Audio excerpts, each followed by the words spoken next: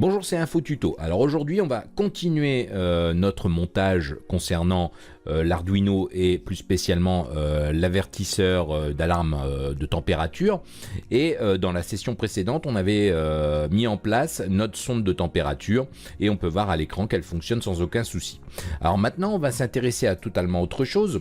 C'est à la deuxième ligne ici de notre afficheur et pour ça, on va en fait donner la possibilité ici d'afficher l'alarme et surtout une température à partir de laquelle l'alarme doit se déclencher.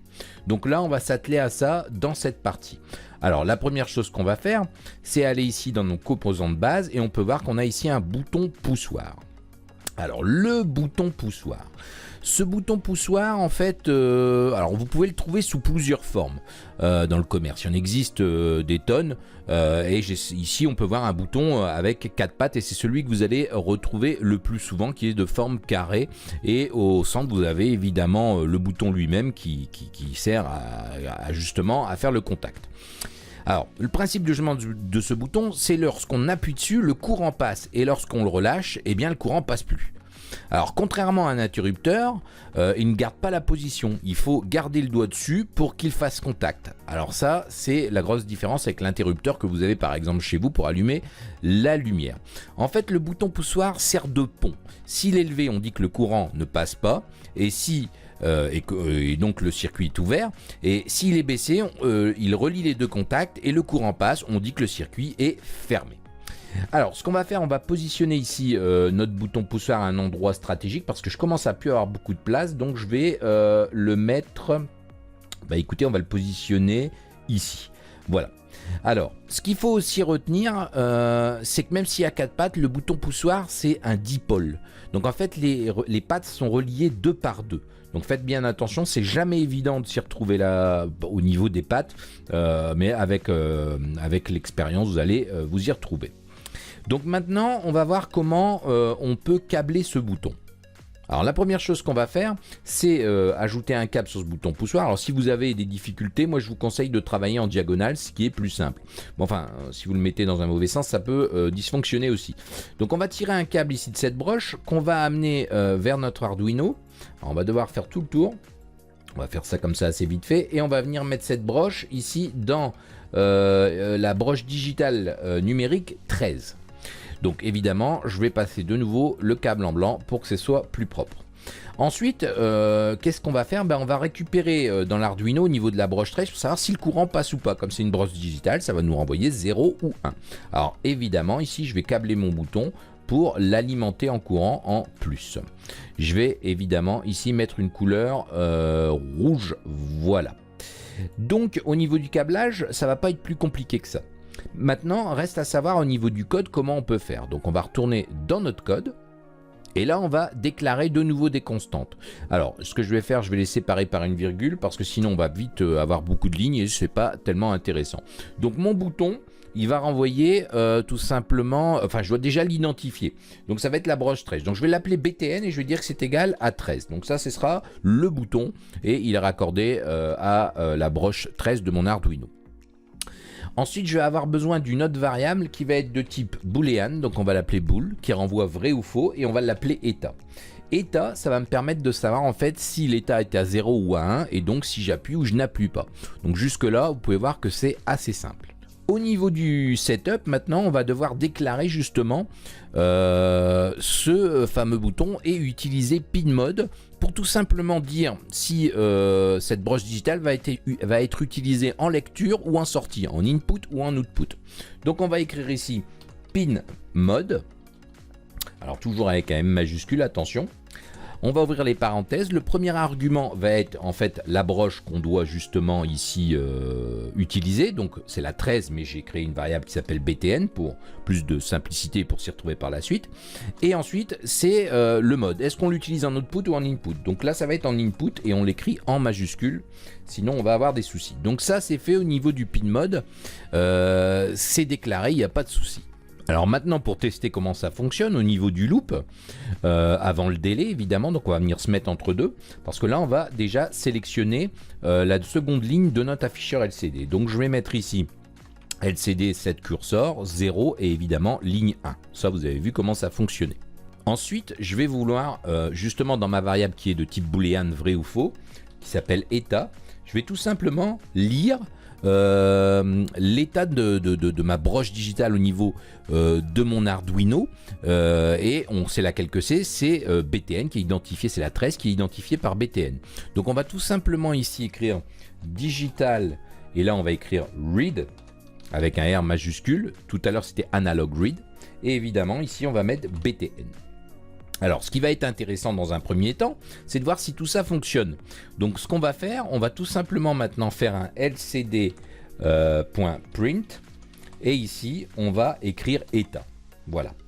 Donc, état va renvoyer, pardon, j'ai fait un enregistrement automatique, j'ai tellement l'habitude, état va renvoyer 0 ou 1 si on n'a pas fait d'erreur. Donc, on va lancer ici le code et on peut voir qu'on est bien à 0. Maintenant, je vais appuyer sur le bouton. Et là, on peut voir que ça passe bien. Je relâche, on peut voir que ça passe bien à 0. Alors, pourquoi j'ai un petit écart? Regardez, je suis obligé d'appuyer assez longtemps. En fait, tout simplement parce que ici, on va avoir, on a un loop, un délai de 2000 millisecondes. Donc, automatiquement, j'ai un petit délai. Mais c'est pas très gênant, ce qui voudra dire que quand on voudra appuyer ici, on fera au bout de, si on met 2000, par exemple, passe 1000 millisecondes. Si j'arrête la simulation et que je mets 1000 millisecondes, et ben on va pouvoir voir que en fait ça va être beaucoup plus réactif. Regardez, voilà, si je relâche ça repart bien à 0. Bon, après à vous de voir ce que vous voulez faire. Alors il est possible aussi, et attention, on va pas le faire dans cette session, mais il est possible que vous ayez des perturbations au niveau du bouton poussoir par les éléments électroniques qui soient autour.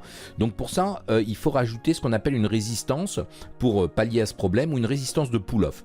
Bon, on va pas rentrer dans le détail ici, ça fera l'objet d'une vidéo future, mais il faut savoir que si vous avez des petits soucis au niveau du bouton poussoir, ça peut provenir de là. Mais là, on va laisser les choses tout à fait le plus simplement possible, le plus simple possible pour que vous compreniez bien comment fonctionne. Donc là, on a mis en place un interrupteur qui va nous permettre tout simplement de savoir quand on appuie ou on n'appuie pas. C'est une bonne chose, mais maintenant, on va voir comment on peut justement faire un petit système qui nous permet ici de sélectionner la température qu'on veut au niveau de l'afficheur LCD. C'est-à-dire que je vais décider par exemple de faire osciller l'alarme de température à chaque fois que j'appuie sur le bouton de 16 à 24 degrés. Au-dessus, je ne veux pas. En dessous, je ne veux pas. Ici, c'est pour l'exemple. On pourrait faire totalement différemment. Donc, on va arrêter la simulation. Et évidemment, pour ça, on va aller au niveau du code.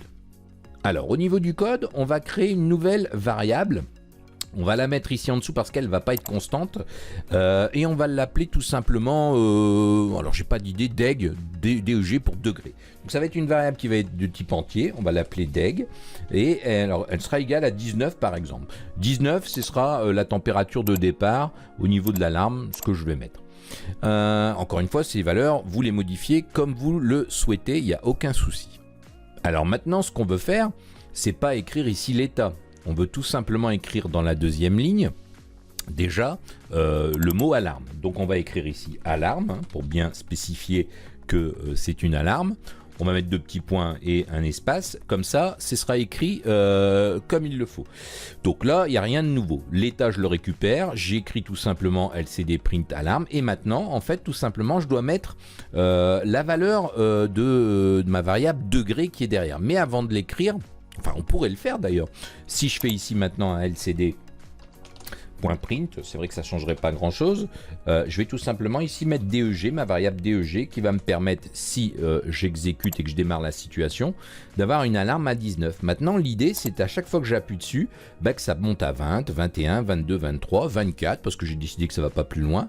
Et bah, si je rappuie au-dessus de 24, ça va repartir par exemple à 16. Voilà, comme ça, on a vraiment une amplitude qui nous permet de régler ça correctement. Donc ça, on va le coder. Vous allez voir que c'est pas bien compliqué. Donc, on peut garder l'état ici sans aucun souci, et on va par contre coder ça avant d'afficher les degrés au niveau de l'alarme. Donc qu'est-ce qu'on va faire? On va tout simplement déjà vérifier l'état. Si, et là on utilise une boucle conditionnelle, c'est toujours pareil dans beaucoup de langages, donc ça se traduit par si. On va dire si état est égal à 1, vous avez pu voir que c'était 0 et 1. 1 tout simplement quand j'enfonce le bouton.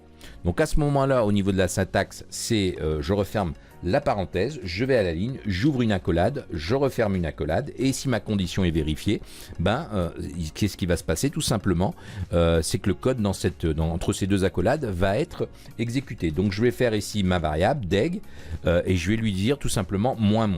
Voilà. Alors pour ceux qui ne savent pas, ça revient exactement que faire deg égale deg moins 1, mais vous allez souvent rencontrer ça. Voilà. Donc ça c'est au niveau de l'état 1, si j'appuie, je soustrais. Ce qui fait que en dessous, vous pouvez voir que là j'ai bien deg. Donc si maintenant j'exécute le drone, on va encore une fois essayer. Si j'appuie, on peut voir que je passe bien à 18, 17, 16, 15, 14. Bon, je pourrais aller comme ça loin, mais moi je veux pas aller si loin. Moi en fait, je veux tout simplement qu'à partir de 16 degrés, je repars par exemple à 24. Ben, je vais mettre une nouvelle condition avant d'afficher ici la valeur de degrés. Je vais dire que si ma variable deg pour les degrés est plus petite que par exemple 16, à ce moment-là, qu'est-ce que je fais? Ben là, je vais réassigner une nouvelle valeur à ma variable deg. Donc deg, et je vais dire qu'elle est égale à 24 par exemple. Ce qui me permettra maintenant d'avoir exactement ce que je voulais. Donc on va démarrer la simulation ou envoyer le code sur l'Arduino. On lance. Et là, on peut observer que si j'appuie sur mon bouton poussoir, donc évidemment, je suis à 24. Alors, pourquoi 24? Attendez. Alors là, j'ai fait une petite bêtise. 6 degrés est plus grand que 16. Alors, or, c'est pas plus grand, c'est plus petit, pardon. Donc, sinon, ça pose un problème. Voilà. Vous pouvez voir que dans le code, c'est important. Donc, je suis bien à 19. La variable, ici, je l'ai initialisée à 19. Si maintenant j'appuie, je reste appuyé, je passe bien à 18. Je passe bien ensuite à 17, 16. Et si je rappuie une nouvelle fois, on peut voir que je repars à 24. Donc, maintenant, j'ai bien mon petit système de boutons qui permet tout simplement, à chaque fois que j'appuie dessus, de modifier la valeur de l'alarme. Et évidemment, moi, j'ai choisi ici de faire de 16 degrés à 24. Imaginons que ce soit pour une maison. On va rarement... voilà, on pourrait changer, à vous de voir. Mais ici, encore une fois, c'est un exemple d'alarme. À vous d'ajuster vos valeurs. Mais en tout cas, dans cette session, on a mis en place notre bouton poussoir. Vous avez pu voir que c'est assez simple à utiliser. Et ça permet d'avoir une interaction avec l'afficheur LCD et notamment avec l'Arduino. Parce que c'est vrai que si on n'utilisait pas ce bouton poussoir, on serait obligé de mettre une alarme à une valeur précise, par exemple 19 degrés. Et si on voudrait la modifier, ce serait assez compliqué. Il faudrait modifier le code de l'Arduino et le relancer dedans, le retéléverser, ce qui serait franchement pas agréable. Donc le petit bouton poussoir, vous pouvez voir qu'il a bien son utilité. Ici, il nous permet tout simplement de sélectionner l'alarme, enfin la valeur de l'alarme, et ensuite maintenant on va devoir utiliser cette alarme, cette valeur pour déclencher ensuite, on avait vu dans la présentation, un bip avec un buzzer, et aussi par exemple allumer une diode qui nous permettrait de voir que attention, l'alarme, la température est plus bonne, quoi. Elle n'est pas au niveau de l'alarme, elle est passée en dessous de l'alarme. Voilà, donc je vous donne rendez-vous dans la prochaine session qui arrivera encore une fois très rapidement.